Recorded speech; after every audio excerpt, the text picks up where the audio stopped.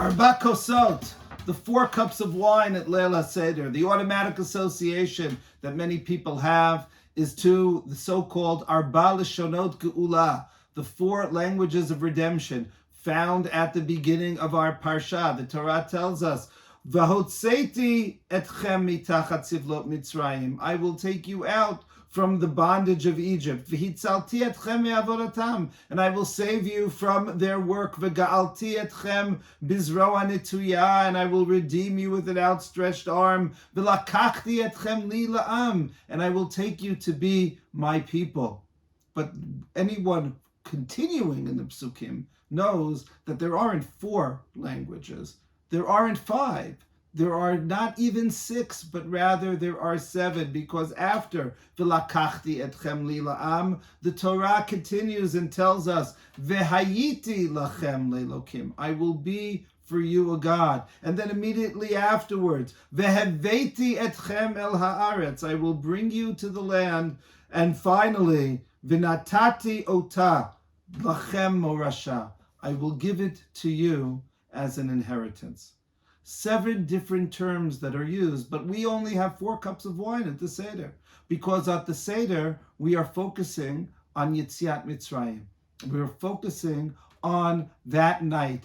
Chayav kol adam lirot et atzmo ki'ilu hu yatsa mitzrayim. Each person has to see himself or herself as though they left Egypt on that night, and we stop the discussion, as it were, with Yetziat Mitzrayim, with that last lakachti etchem li la'am.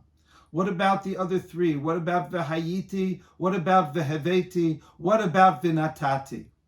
Those come later. There are those who associate v'heveti with the 5th cup, the coast that we refer to as the coast Shel Eliyahu. But as I said, it's not 5, it's 7. It's stage after stage. And if you take a look at the original source for this midrash is found in the Yerushalmi in the 10th parak of Psachim. And there, the Yerushalmi does not refer to the Arba Lishonot of Geula, but rather to the Arba Geulot, the 4 redemptions. Because what is being represented by the terms that are here? What's represented is an understanding that Geula, redemption, is a process. And each process, each step of the process, needs to be appreciated for what it is in of itself. There is the step of V'hotzeti, I will take you out. But V'hotzeti doesn't tell you what your mission is. V'hotzeti doesn't tell you what our destiny is. That is found in Lakachti etchem li la'am. I will take you to be a people. And even that is only the beginning, because you have to reach Har Sinai to reach the point of V'hayiti lachem le'lokim. I will be your God. And of course, if we are left in Sinai and we don't go on to the next step, V'heveti, the way God brings us in, but not only brings us in, but rather natati otem morasha. It becomes an inheritance, not only to the first generation coming into the land, but for every subsequent generation.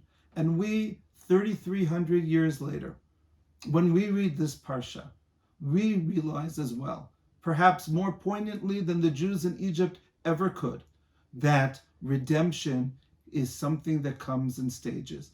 This difficult year that we are undergoing right now, when Chayalim are fighting for the continuation of the Geula, that is an understanding that the different steps that began with V'hotzeti continue with V'heveti, and ultimately will be given to us as a morasha when we are able to merit the inheritance of this land.